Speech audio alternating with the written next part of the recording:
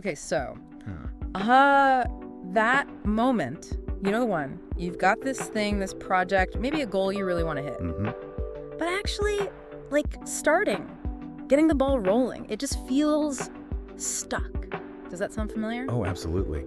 It's that feeling of staring at the starting line, maybe feeling a bit overwhelmed, and hitting pause just seems easier somehow. Yeah, exactly. It's like the default. And that gap, between intending to do something and actually doing it. It can feel like a huge hurdle. We all hit that sticking point, Right. wanting to move forward, but yeah, just being held back. Right. And that's exactly what we're diving into today. We've been digging into Eilert Fishbach's book, Get It Done. Great book. Very practical. Totally. And we're pulling out the key ideas, the stuff that can really help you listening right now, break through that inertia, get things moving. Think of this as like a focused guide, turning those I really should thoughts into, okay, I'm actually doing this. Our mission, if you will, is pretty simple today.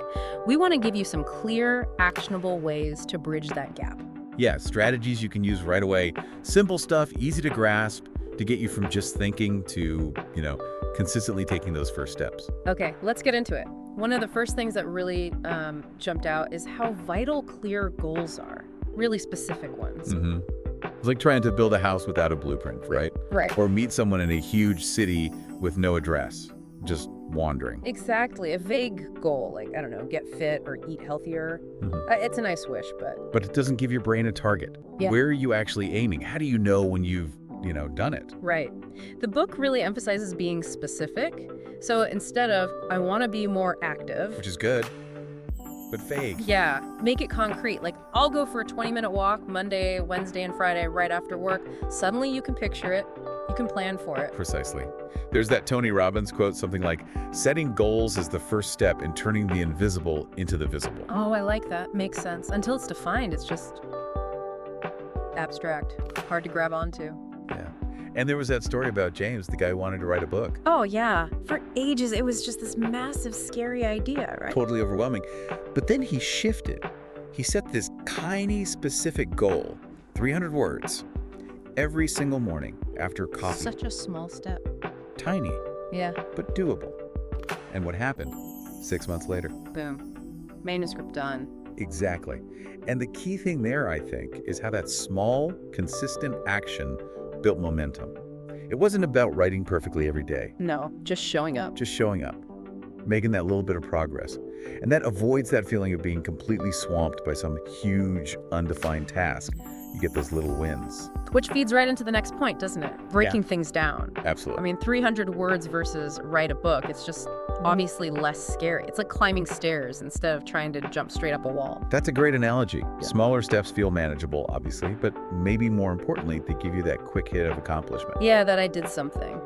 Feeling. Right? Little dopamine hit. Your brain goes, oh, okay, we're making progress. This feels good. Let's do more. It encourages you to keep going.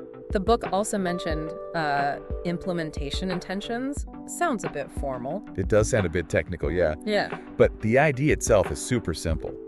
Really powerful, though.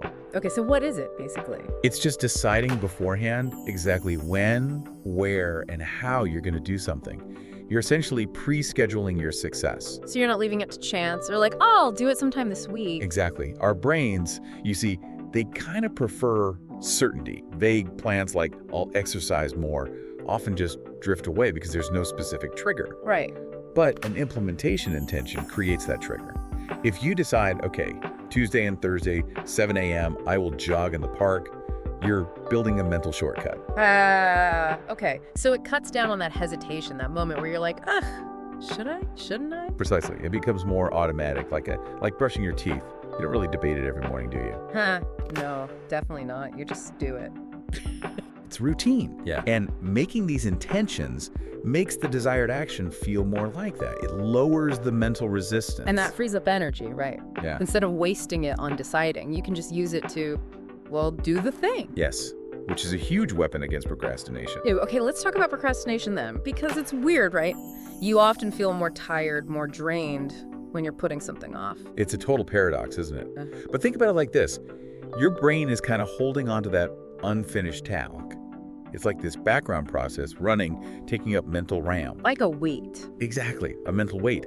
Even if you're actively avoiding it, part of your mind knows it's there, waiting. It creates this low-level stress. So taking action, even a tiny step. Lifts some of that weight. It signals progress, even small progress, and that can actually feel energizing. It lightens the mental load. I like the analogy of pushing a car. That first shove, really hard work. Takes the most effort, yeah. But once it starts rolling, even a little bit, It gets much easier to keep it moving. It's the same principle with tasks. Getting started is often the hardest part. And that story about Sophia, realizing she couldn't just wait for motivation to strike. That's a key lesson. Waiting for the perfect mood or burst of inspiration.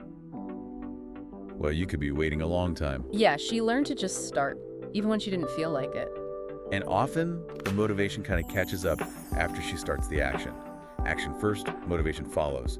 Not always the other way around. Okay, so clear goals, break them down, make a specific plan, know that action fuels motivation. Now, procrastination itself, the book suggests it's not really about time, is it? That's such an important point. It looks like a time management issue, like we're just delaying. But often underneath, it's about emotions. Like what kind of emotions?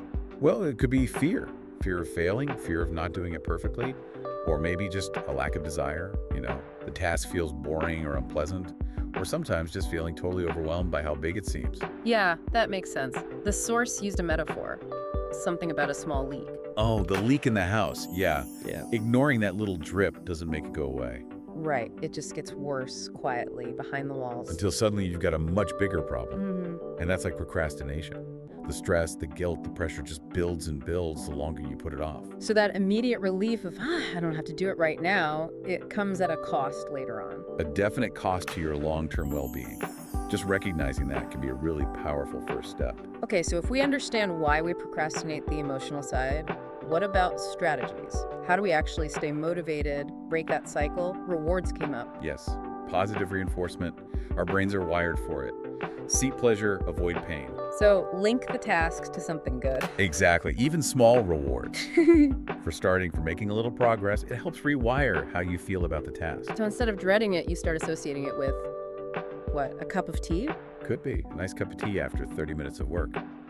Or listening to your favorite song after finishing one small part of a bigger project. It creates this positive feedback loop. Small wins, small rewards. Makes sense. And accountability. Telling someone your plans. That social aspect is powerful. Yeah. Like having a gym buddy, you're less likely to bail if someone's waiting for you. Because you don't want to let them down. Right. Sharing goals with friends, maybe a group online, or just saying it out loud can create that sense of responsibility. It adds a layer of support. Makes it feel less like you're doing it all alone. Yeah, like motivation becomes a bit of a team sport sometimes. But relying just on motivation, that initial spark, that fades, right? It always does. Motivation ebbs and flows. That's where habits come in. Consistency? Like making your bed. You probably don't feel super motivated every morning. Definitely not. But if it's a habit, you just do it. It's automatic. Habits give you that structure for action that doesn't depend on how you feel moment to moment. So creating routines helps automate things, like working on something at the same time, same place. Exactly. Reduces the need for willpower each time. Less decision fatigue. And I liked that idea about identity, shifting how you see yourself. Tell me more. Well, instead of I'm trying to learn Spanish, it's I am someone learning Spanish. Or I am a writer, not I'm trying to write. Yes. That identity shift is huge. Yeah. You start acting in ways that align with who you believe you are. It makes sticking with the actions feel more natural, more you. Like those two builders in the story. Yeah, the one waiting for perfect conditions versus the one just laying bricks. Yeah. Every day, consistently. The consistent one built the stronger structure. Daily effort adds up. It really does. Now, perfectionism. That's a big trap, isn't it? Feeling like it has to be perfect right from the start. Oh, a huge trap. The book makes it really clear. Progress beats perfection. Every time. That phrase, done is better than perfect. It's gold. Eilert Fishbach said, perfectionism often hides fear. Fear of judgment, maybe? Fear of failure? Exactly that. Yeah. Focusing on just making progress, even messy progress, gets you moving.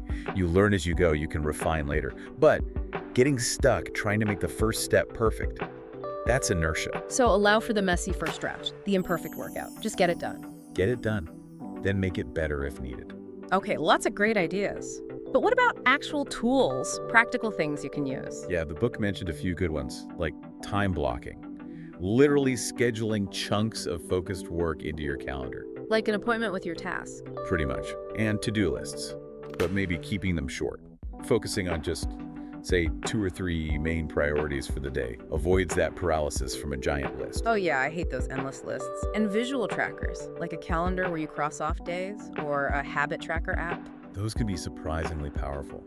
Seeing that streak grow, physically marking something as complete. It gives you that visual proof, right? Look what I did. Exactly, taps into that satisfaction of completion and consistency. Really reinforces the behavior. But you know, life happens, plans get disrupted, unexpected stuff comes up. Always. Interruptions, setbacks, they're inevitable, part of the process. So the key isn't avoiding them, it's learning to deal with them. That's it. Setbacks are normal, they don't mean you failed. I loved Fishbox comparison to a GPS. Oh yeah, what was that? Like when you hit a detour or a wrong turn, your GPS doesn't just shut down, right? No, it recalculates, finds a new route. Exactly. And that's what we need to do. Roadblock. Okay, recalculate. Find a different way to get to your destination. Success is often about that smart adjustment, being flexible. Like that Bruce Lee quote, be like water. Adaptable. If your original plan isn't working, maybe the time slot is impossible now, or the approach feels wrong, don't just bang your head against the wall. Adjust. Maybe that evening workout isn't happening, so switch to a quick morning walk instead. Perfect example. And reflection helps here too. Taking, say, 5 minutes at the end of the week, what worked, what didn't. What's one tiny change I can make next week? So you're learning as you go, using the setbacks as feedback. Using them as data to refine your strategy. It's smart. And during really chaotic times when big goals feel impossible, those micro wins become even more important, right? Absolutely crucial.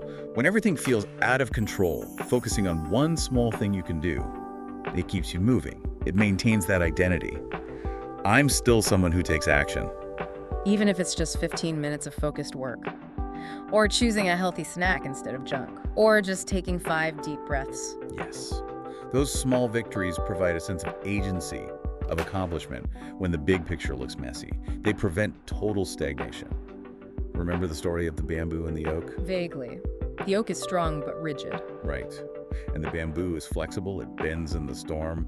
There's strength in that flexibility, that ability to adapt without breaking. And leaning on others for support during those tough times helps too, I guess. Definitely. Community support, Yeah. they make adapting easier. So in the end, maybe the final outcome looks a bit different than you first imagined. Often does. But that's okay, as long as you did the work, grew, showed discipline. That's exactly it. The process itself has value.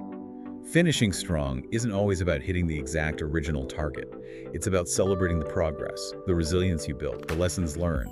That journey matters. Okay, wow. Let's try and quickly recap the big takeaways then. We talked about setting really clear, specific goals.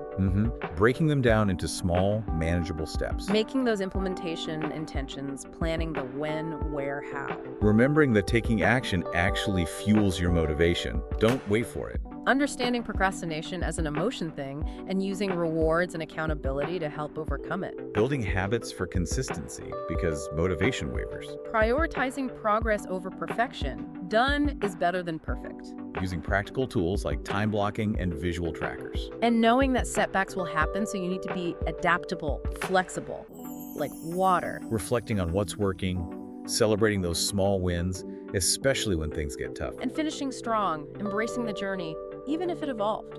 That sums it up nicely. So here's a little challenge for you listening. Think about a goal you have right now, maybe one you've been putting off. Yeah.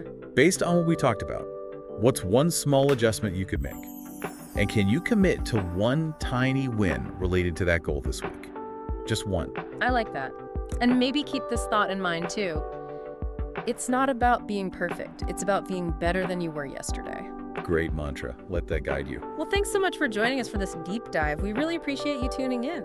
Yeah, thanks for exploring this with us. Maybe think about this. What's one tiny step, even just 5 minutes, you could take right now towards that goal?